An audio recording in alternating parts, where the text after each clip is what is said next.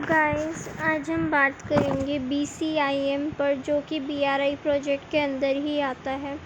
Bangladesh, China, India, Myanmar economic corridor है इन 4 देशों के बीच। तो अगर हम इसे देखें तो ये प्रपोज़ल जो था वो शी जिनपिंग के द्वारा BRI 2013 में जब लाई गई थी उससे पहले ही ला दिया गया था। ये एक बायलैटरल प्रोजेक्ट था जो कि बांग्लादेश, म्यांमार, चाइना और इंडिया, मतलब बायलैटरल नहीं, मतलब चारों देशों के बीच में एक समझौता था। ये पहले से ही प्रोग्राम था कि सदर्न सिल्क रूट हम लोग बनाएंगे, जो कि कनमिंग से स्टार्ट होगा चाइना के अंदर और भारत के कोलकाता तक जाएगा।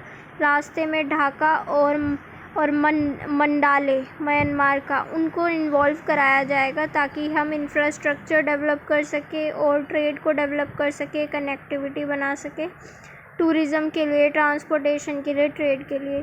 वहीं जो 2013 में विज़िट थी चाइना के प्रीमियर की ली क्यांग, उनके द्वारा भी सेम बात बोली गई थी कि हम कोऑपरेशन बढ़ा रहे हैं रीजनल फोरम के थ्रू। दोनों साइड्स जो हैं वो जॉइंट स्टडी ग्रुप बना रही हैं स्ट्रेंथन करने के लिए BCIM योजना, BCIM प्लानिंग को। 2015 में मोदी गवर्नमेंट ने भी, प्राइम मिनिस्टर ने भी हमारे यही बताया था कि हम कोऑपरेट करेंगे इस प्रोग्राम के अंदर। बाकी मेंशन्ड है जैसे कि इस आर्टिकल में कि ज़रूरी नहीं है, क्योंकि इंडिया का इंटरेस्ट अभी भी कम्प्लीटली सिक्योर नहीं है और इंडिया जो है अभी भी डाउटफुल है।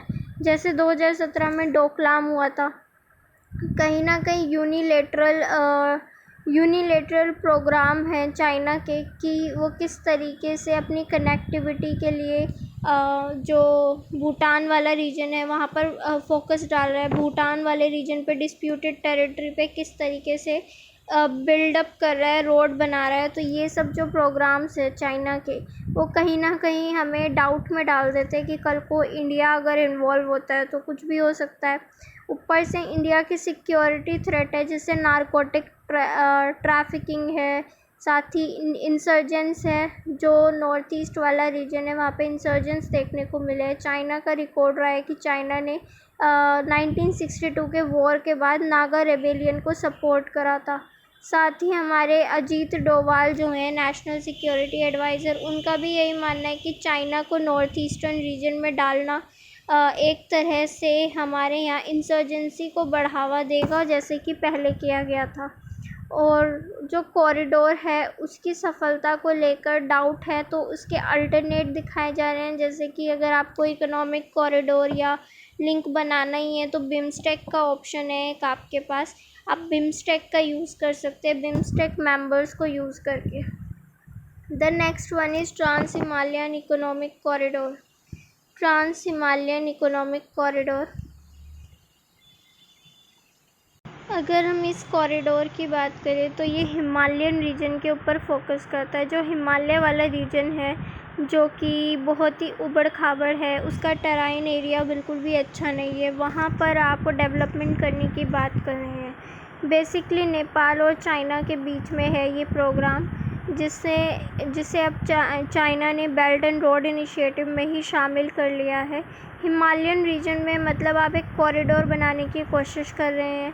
नेपाल जो था वो हमेशा से ही इंडिया पर निर्भर रहा है अपने गुड्स के लिए, लेकिन अब नेपाल के प्राइम मिनिस्टर का भी बयान था, वो भी चाहते हैं कि नेपाल जो है वो एक ट्रांसिट हब बने, जहाँ पर सभी ट्रेड का आना जाना जो होगा वहाँ पे रुकेगा, कम्युनिकेशन बढ़ेगा। ट्रांसिट हब बनाना है मतलब नेपाल को।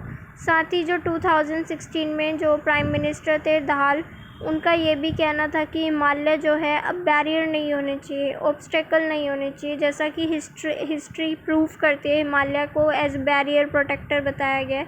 बट हमें अब ब्रिज के तरह काम करना होगा हिमालयाज़ में और एशियन कंट्रीज़ को जोड़ना होगा। तो इसमें काठमांडू और बीजिंग जो है वो रेल बनाने की बातें कर रहे हैं, लहासा जो तिब्बत में है वहाँ से काठमांडू तक, और साथ ही रेल लिंक ज्वाइन भी किया गया है। बीजिंग ने एक अल्टरनेट देने की कोशिश की है इंडिया से अलग for their trade and movements of goods. साथ ही बीजिंग ने जो है अल्टरनेट दिया है नेपाल को क्योंकि नेपाल जो है 2015 में मधेसीस के द्वारा ब्लॉकेज कर दिया गया था इंडिया नेपाल बॉर्डर पर, जिसकी वजह से जो ऑयल था वो नेपाल में नहीं पहुंच पाया। तो जो फ्यूल की डिमांड थी वो नेपाल में नहीं पहुंच पाई, और फ्यूल के बिना इकॉनमी ठप पड़ जाती है। तो नेपाल में उस टाइम पे इकॉनमी ठप पड़ गई, वहाँ पर उनकी शिपिंग, ट्रांसपोर्टेशन सब कुछ रुक चुका था। तो इस वजह से देखा गया कि जो नेपाल का रिलायंस है इंडिया के ऊपर वो कहीं ना कहीं बहुत ओवर भी है, तो हमें उसे घटाना होगा या कम करना होगा। तो उसके लिए हम हिमालयाज़ में जो नेबर है उनसे जुड़ सकते हैं, जैसे चाइना ने इन सबको देखते हुए उसी टाइम पर एक रेल कम रोड प्रोजेक्ट चलाया, जिसमें 86 कार्गो इन्वॉल्व कराए गए थे, ताकि काठमांडू को सुविधा हो अपने सामान को इंपोर्ट एक्सपोर्ट या फिर ले जाने में। और ऐसे 9 ट्रेडिंग पॉइंट्स अभी चालू है काठमांडू के लिए।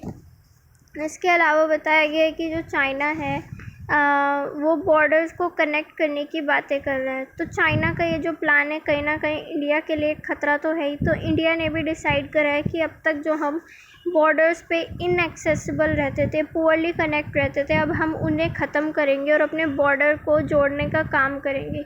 इनमें एक तरीका होगा, इंडिया जो है अपने बॉर्डर को पूरा यहाँ से लेकर ये लगा लो आपकी इंडिया जो है अपना बॉर्डर जोड़ने की कोशिश कर रहा है, जैसे लेह, जम्मू कश्मीर, लेह वहाँ से लेकर पूरा अरुणाचल प्रदेश तक जोड़ने की कोशिश है, हवाई तक, हवाई इन अरुणाचल प्रदेश। तो गवर्नमेंट ने एक पूरा रेल प्रोजेक्ट बनाने की बात की है 2017 में, कि जो फास्ट ट्रैक रेलवे प्रोजेक्ट है हम वो बनाएंगे। सबसे पहले यूपीए गवर्नमेंट ने 2004 में अनाउंस करा था, 2004 से 14 के दौरान, कि हम स्ट्रैटेजिक रेल प्रोजेक्ट बनाएंगे। और इंडिया ने ऑफिशियली अनाउंस करा था 2013 में कि वो अपने बॉर्डर्स को अब कनेक्टिविटी से जोड़ेगा, हिमालयाज़ को कनेक्टिविटी से जोड़ेगा, अपने बॉर्डर्स को घटाने का काम करेगा। वहीं जो यूपीए गवर्नमेंट थी उन्होंने रेल प्रोजेक्ट की बात की थी ताकि ग्रोथ की जा सके ऐसे रीजन्स में। वहीं करंट गवर्नमेंट ने 2017 में फास्ट करने को कहा है रेलवे प्रोजेक्ट को, और पूरे के पूरे हम अरुणाचल प्रदेश तक जोड़ने की बात कर रहे हैं। इसके अलावा वर्ल्ड के मोस्ट डिफ़िकल्ट टेरेन जो है वो इंडिया में ही, मतलब इंडियन वाले रीजन में ही है, नीचे की तरफ हिमालयाज़ में, ना कि ऊपर की तरफ जहाँ पर तिब्बत है। सो इंडिया के लिए थोड़ा और मेहनत का काम होगा। और साथ ही बोला गया है कि अगर इंडिया अपने बॉर्डर को ऐसे फैसिलिटेट करता है तो ऑफकोर्स गुड्स और ट्रूप्स दोनों पहुंचाने में आसानी होगी और इंडिया को फ़ायदा ही होगा। साथ ही गवर्नमेंट जो है वो अब अल्टरनेट देने की कोशिश कर रही है अपने लैंडलॉक्ड नेबर्स को, ताकि चाइना जो है बार बार उनके दरवाजे पे खटखटाए ना कि मुझसे ले लो, मुझसे ले लो। तो इंडिया कमर्शियल बेनिफिट्स या जो भी है खुद ही करने की कोशिश करेगी, क्योंकि इस टाइम सिक्योरिटी डिलेमा हो चुका है चाइना को लेकर इंडिया के मन में। तो आई होप आपको समझ आया होगा। Please follow, share, subscribe. आज हमने एक साथ 2 की बात करी है, ट्रांस हिमालयन इकोनॉमिक कॉरिडोर, और इससे पहले हमने बात की थी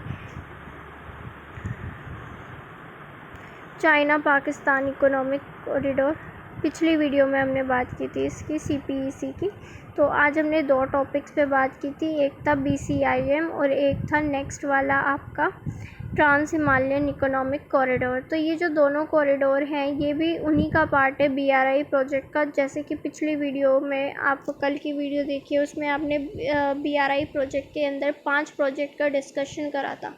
उन 5 प्रोजेक्ट में से CPEC है and the other one is BCIM and trans Himalayan economic corridor. अब तक हम 3 डिस्कस कर चुके हैं, अब नेक्स्ट वीडियो में बाकी के 2 आएंगे। तो please follow, share, subscribe please. Thank you so much.